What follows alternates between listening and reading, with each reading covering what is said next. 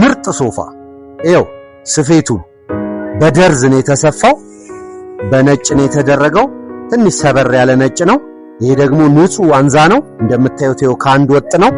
ለሰባት ሰው ነው የተሰራው ይሄ ለማኔጅመንት ቤት ውስጥ ማኔጅ ለማድረግ እንዲመች ነው አንድ የተደረገው አራቱ ይሄ 3 ነው በፈለግነው ዳይሬክሽን እየቀያየርን ማስቀመጥ ስለምንችል ነው አመሰግናለሁ